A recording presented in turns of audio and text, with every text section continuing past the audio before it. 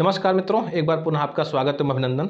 आज मुंशी प्रेमचंद द्वारा रचित दुनिया का सबसे अनमोल रत्न कहानी आपके सामने सस्वर वाचन के रूप में प्रस्तुत है और इसका पीडीएफ भी दिया गया है। आप लिंक से उसको डाउनलोड कर सकते हैं। आइए शुरू करते हैं कहानी। दिलफिगार एक कंटीले पेड़ के नीचे दामन चाक लिए बैठा हुआ खून के आंसू बहा रहा था।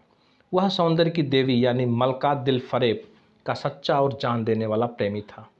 उन प्रेमियों में नहीं जो इत्र फुलेल में बसकर शानदार कपड़ों से सजकर आशिक के वेश में मासूकियत का दम भरते हैं, बल्कि उन सीधे सादे भोले भाले फिदाइयों में जो जंगल और पहाड़ों से सर टकराते हैं और फरियाद मचाते फिरते हैं।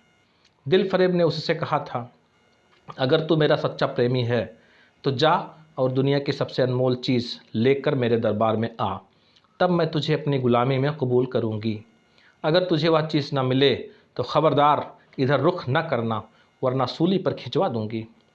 दिलफिगार को अपनी भावनाओं के प्रदर्शन का, शिकवे शिकायत का, प्रेमिका के सौंदर्य दर्शन का तनिक भी अवसर न दिया गया। दिलफरेब ने जो ही यह फैसला सुनाया, उसके चौबदारों ने गरीब दिलफिगार को धक्के देकर बाहर निकाल दिया और आज 3 दिन से यह आफत का मारा आदमी उसी कटीले पेड़ के नीचे उसी भयानक मैदान में बैठा हुआ सोच रहा है कि क्या करूं? दुनिया की सबसे अनमोल चीज़ मुझको मिलेगी? नामुमकिन। और वह क्या? कारों का खजाना, आबे हयात, खुसरो का ताज, जामे जम, तख्ते ताउस, परवेश की दौलत? नहीं, यह चीज़ें हरगिज़ नहीं। दुनिया में ज़रूर इनसे भी महंगी, इनसे भी अनमोल चीज़ें मौजूद हैं, मगर वह क्या है, कैसे मिलेंगी? या खुदा, मेरी मुश्किल क्यों कर आसान होगी? दिलफिगार इन्हीं ख्यालों में चक्कर खा रहा था और अक्ल कुछ काम नहीं करती थी। मुनीर शामी को हातिम सा मददगार मिल गया। ऐ काश मेरा भी कोई मददगार हो जाता। ऐ काश मुझे भी उस चीज़ का जो दुनिया की सबसे बेशकीमती चीज़ है नाम बतला दिया जाता। बला से वह चीज़ हाथ ना आती, मगर मुझे इतना तो मालूम हो जाता कि वह किस किस्म की चीज़ है। मैं घड़े बराबर मोती की खोज में जा सकता हूँ। मैं समुंदर का गीत, पत्थर का दिल, मौत की आवाज़ और इनसे भी ज़्यादा बेनिशान चीज़ों की तलाश में कमर कस सकता हूँ, मगर दुनिया की सबसे अनमोल चीज़ यह मेरी कल्पना की उड़ान से बहुत ऊपर है। आसमान पर तारे निकल आए थे। दिलफिगार एकाएक खुदा का नाम लेकर उठा और एक तरफ को चल पड़ा। भूखा प्यासा, नंगे बदन, थकान से चूर, और वह बरसों वीरानों और आबादियों की खाक छानता फिरा। तलवे कांटों से छलनी हो गए, शरीर में हड्डियां ही हड्डियां दिखाई देने लगीं, मगर वह चीज़ जो दुनिया की सबसे बेशकीमती चीज़ थी न मिली और न उसका कुछ निशान मिला। एक रोज़ वह भूलता भटकता एक मैदान में जा निकला, जहाँ हजारों आदमी गोल बांधे खड़े थे। बीच में कई इमामे और चोगे वाले दढ़ियल काजी अफसरी शान से बैठे हुए थे, आपस में कुछ सलाह मशविरा कर रहे थे। इस जमात से ज़रा दूर एक सूली खड़ी थी। दिलफिगार कुछ तो कमज़ोरी की वजह से और कुछ यहाँ की कैफियत देखने के इरादे से ठिठक गया। क्या देखता है कि इन कई लोग नंगी तलवारें लिए एक कैदी को, जिसके हाथ पैर में जंजीरें थीं, पकड़े चले आ रहे हैं। सूली के पास पहुंचकर सब सिपाही रुक गए और कैदी की हथकड़ियाँ बेड़ियाँ सब उतार ली गईं। इस अभागे आदमी का दामन सैकड़ों बेगुनाहों के खून के छींटों से रंगीन था और उसका दिल नेकी के ख्याल और रहम की आवाज़ से ज़रा भी परिचित न था। उसे काला चोर कहते थे। सिपाहियों ने उसे सूली के तख्ते पर खड़ा कर दिया, मौत की फांसी उसके गर्दन में डाल दी और जल्लादों ने तख्ता खींचने का इरादा किया।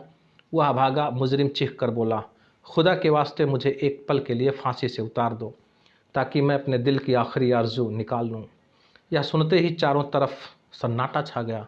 लोग अचंभे में आकर ताकने लगे। काजियों ने एक मरने वाले आदमी की अंतिम याचना को रद्द करना उचित न समझा और बदनसीब पापी काला चोर ज़रा देर के लिए फांसी से उतार लिया गया। इसी भीड़ में एक खूबसूरत भोला भाला लड़का एक छड़ी पर सवार होकर अपने पैरों पर उछल उछल फर्जी घोड़ा दौड़ा रहा था और अपनी सादगी की दुनिया में ऐसा मगन था जैसे वह इस वक्त सचमुच अरबी घोड़े का शहसवार है। उसका चेहरा उस सच्ची खुशी से कमल की तरह खिला हुआ था जो चंद दिनों के लिए बचपन में ही हासिल होती हैं और जिसकी यादें हमको मरते दम तक नहीं भूलती। उसका दिल अभी तक पाप की गर्द और धूल से अछूता था और मासूमियत उसे अपनी गोद में खिला रही थी। बदनसीब काला चोर फांसी से उतरा। हजारों आंखें उस पर गड़ी हुई थीं।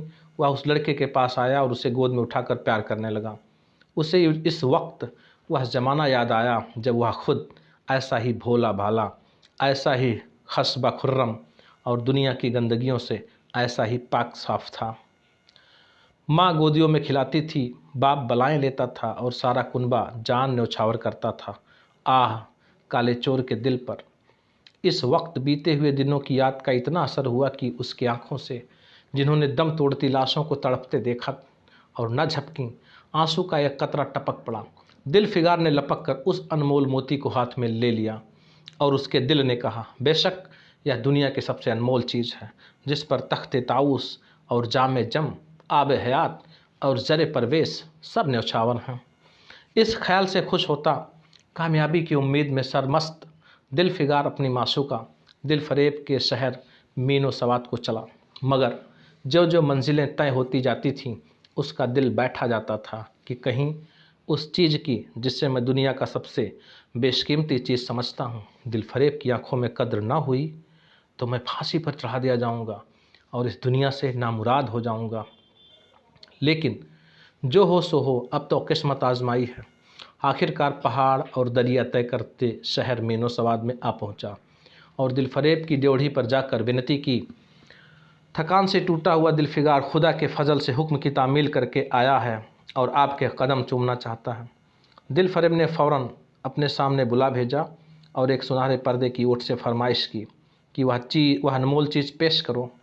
दिल फिगर ने आशा और भय की एक विचित्र मना स्थिति में वह बूंद पेश की और उसकी सारी कैफियत बहुत पुरअसर लफ्ज़ों में बयान की। दिल फरेब ने पूरी कहानी बहुत गौर से सुनी और वह भेंट हाथ में लेकर ज़रा देर तक गौर करने के बाद बोली, दिल फिगार, बेशक तूने दुनिया की एक बेशकीमती चीज़ ढूंढ निकाली। तेरी हिम्मत और तेरी सूझबूझ की दाद देती हूँ, मगर यह दुनिया का सबसे बेशकीमती चीज़ नहीं। इसलिए तू यहाँ से जा और फिर कोशिश कर। शायद अब की तेरे हाथ वह मोती लगे और तेरी किस्मत में मेरी गुलामी लिखी हो।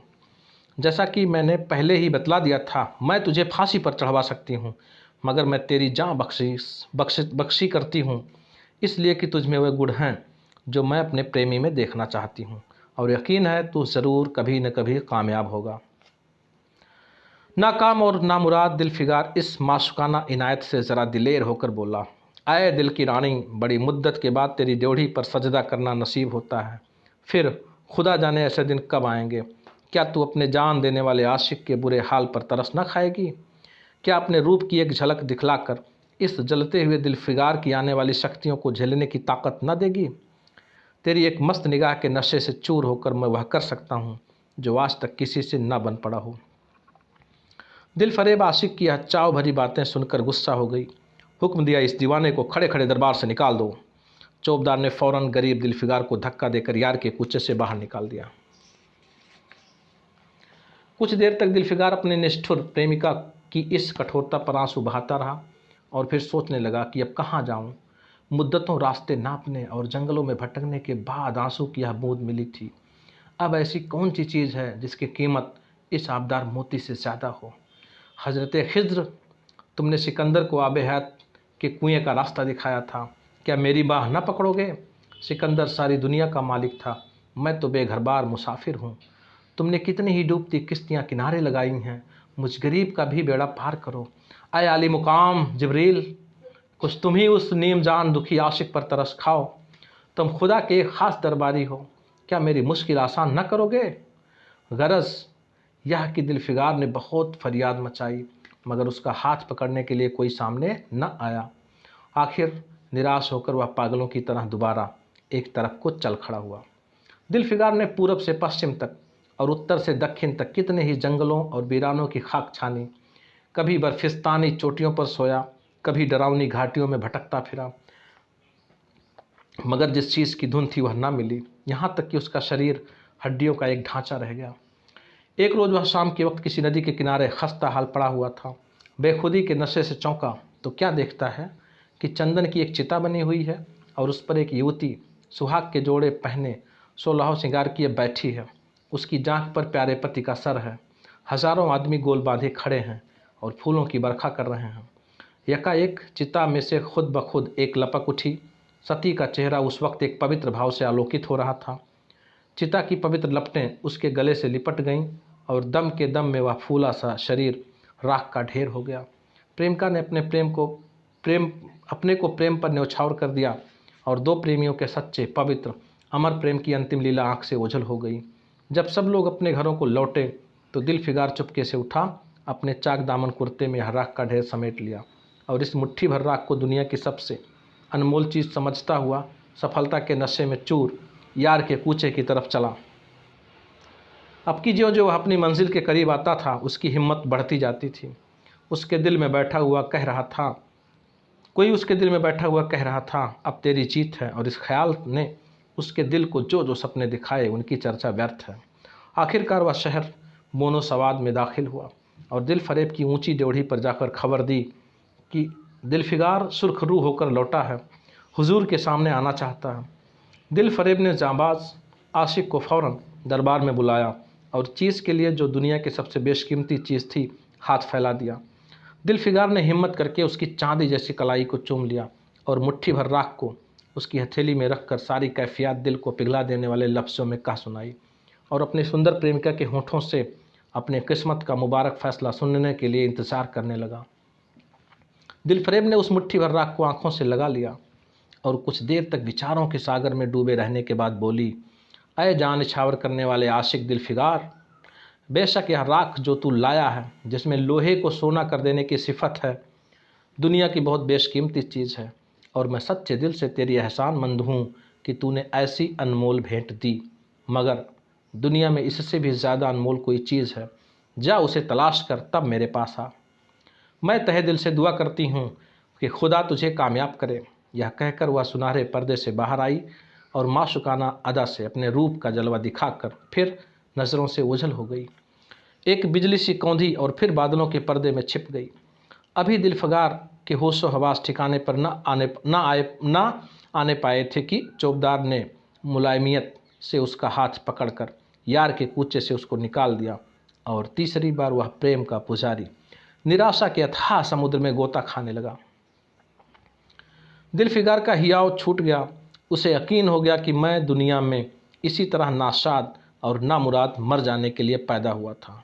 अब उसके सिवा और कोई चारा नहीं कि किसी पहाड़ पर चढ़कर नीचे कूद पड़ूं ताकि माशूक के जुल्मों की फरियाद करने के लिए एक हड्डी भी बाकी न रहे। वह दीवाने की तरह उठा और गिरता पड़ता है गगनचुंबी पहाड़ की चोटी पर जा पहुंचा। किसी और समय वह ऐसे ऊंचे पहाड़ पर चढ़ने का साहस न कर सकता था, मगर इस वक्त जान देने के जोश में उससे वह पहाड़ एक मामूली टिकरी से ज़्यादा ऊंचा न नजर आया।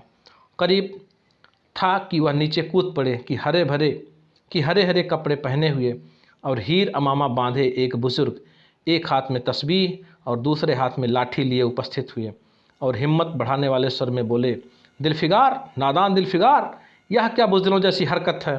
तू मोहब्बत का दावा करता और तुझे इतनी भी खबर नहीं कि मजबूत इरादा मोहब्बत के रास्ते की पहली मंजिल है। मर्द बन और ये हिम्मत ना हार। पूरब की तरफ एक देश है जिसका नाम हिंदुस्तान है, वहाँ जा और तेरी आरज़ू पूरी होगी। यह कहकर हजरत खिज्र गायब हो गए। दिलफिगार ने शुक्रिया की नमाज अदा की और ताज़ा हौसले, ताज़ा और अलौकिक सहायता का सहारा पाकर खुश खुश पहाड़ से उतरा और हिंदुस्तान की तरफ चल पड़ा। मुद्दतों तक कांटे से भरे हुए जंगलों, आग बरसाने वाले रेगिस्तानों, कठिन घाटियों और अलंघ्य पर्वतों को तय करने के बाद दिलफिगार हिंद की पाक सरजमी में दाखिल हुआ और एक ठंडे पानी के सोते में सफ़र की तकलीफ़ें धोकर थकान के मारे नदी के किनारे लेट गया।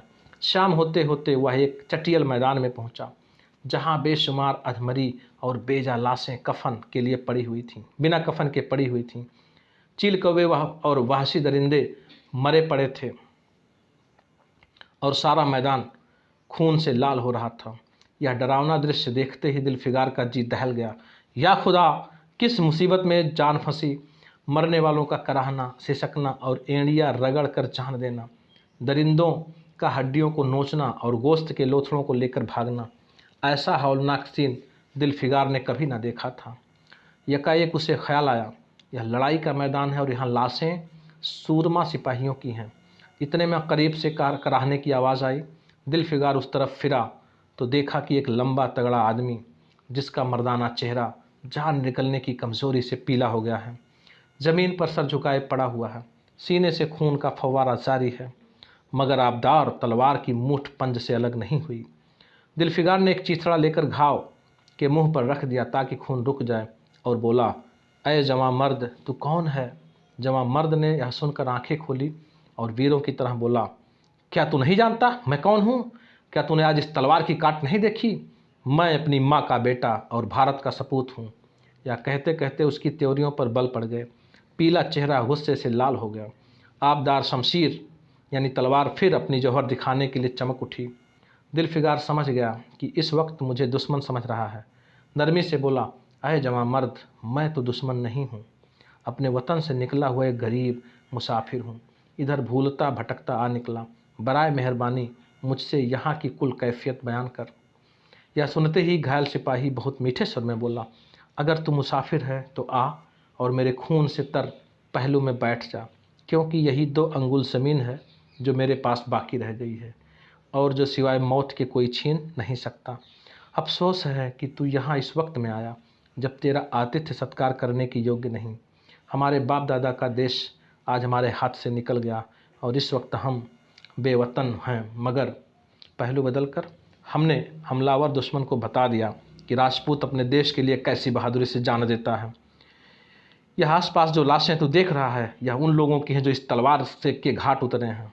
मुस्कुरा कर और गो कि मैं बेवतन हूँ, मगर गनीमत है कि दुश्मन की ज़मीन पर मर रहा हूँ।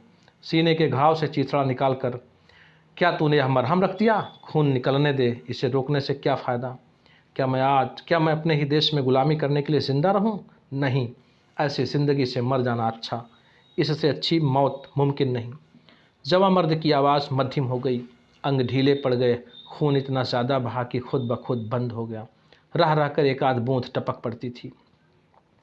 आखिरकार सारा शरीर बेदम हो गया, दिल की हरकत बंद हो गई और आंखें मुद गईं। दिलफिगार ने समझा अब काम तमाम हो गया कि मरने वाले ने धीमे से कहा, भारत माता की जय, और उसके सीने से खून का आखिरी कतरा निकल पड़ा। एक सच्चे देश प्रेमी और देशभक्त ने देशभक्ति का हक अदा कर दिया। दिलफिगार पर इस दृश्य का बहुत गहरा असर पड़ा। उसके दिल ने कहा, बेशक दुनिया में खून के इस कतरे से ज़्यादा अनमोल कोई चीज़ नहीं हो सकती। उसने फ़ौरन उस खून की बूंद को, जिसके आगे यमन की लाल भी हेच है, हाथों में ले लिया और इस दिलेर राजपूत की बहादुरी पर हैरत करता हुआ अपने वतन की तरफ रवाना हुआ। और सख्तियाँ झेलता हुआ आखिरकार बहुत दिनों के बाद रूप की रानी मलका दिलफरेब की ड्योढ़ी पर जा पहुँचा और पैगाम दिया कि दिलफिगार सुरखरू और कामयाब होकर लौटा है और दरबार में हाजिर होना चाहता है। दिलफरेब ने उसे फ़ौरन हाजिर होने का हुक्म दिया। खुद हस्बे मामूल सुनहरे पर्दे की ओट में बैठी और बोली, दिलफिगार, अब की तू बहुत दिनों के बाद वापस आया है। ला, दुनिया का सबसे बेशकीमती चीज़ कहाँ है? दिलफिगार ने मेहंदी रची हथेलियों को चूमते हुए खून का वह कतरा उस पर रख दिया और उसकी पूरी कैफियत पुरजोश लहजे में कह सुनाई, यानी पूरी कहानी पुरजोश लहजे में कह सुनाई। वह खामोश भी न होने पाया था कि एकाएक वह सुनहरा पर्दा हटा और दिलफिगार के सामने हुस्न का एक दरबार सजा हुआ नजर आया, जिसकी एक एक नाज़नीन जुलेखा से बढ़कर थी। दिलफिगार ने हुस्न का तिलिस्म देखकर अचंभे में पड़ गया और चित्रलिखित सा खड़ा रहा कि दिलफरेब मसनद से उठी और कई कदम आगे बढ़कर उससे लिपट गई। गाने वालियों ने खुशी के गाने शुरू किए। दरबारियों ने दिलफिगार को नज़रें भेंट की और चाँद सूरज की बड़ी इज्जत के साथ मसनद पर बैठा दिया। जब वह लुभावना गीत बंद हुआ तो दिलफरेब खड़ी हो गई और हाथ जोड़कर दिलफिगार से बोली, अय जानिसार आशिक दिलफिगार, मेरी दुआएं बर आईं और खुदा ने मेरी सुन ली और तुझे कामयाब व सुरखरू दिया। आज से तू मेरा मालिक है और मैं तेरी लौंडी। यह कहकर उसने एक रत्न जटित मंजूसा मंगाई और उसमें से एक तख्ती निकाली जिस पर सुनहरे अक्षरों में लिखा था, खून का वह आखिरी कतरा जो वतन की हिफाजत में गिरे दुनिया का सबसे अनमोल चीज़ है। तो मित्रों, इस प्रकार से देश में सोए हुए वीर सपूतों को जगाने के लिए मुंशी प्रेमचंद ने इस तरह की कहानी लिखी और यह कहानी अत्यंत चर्चित और महत्वपूर्ण है। तो मित्रों, वीडियो देखने के लिए धन्यवाद।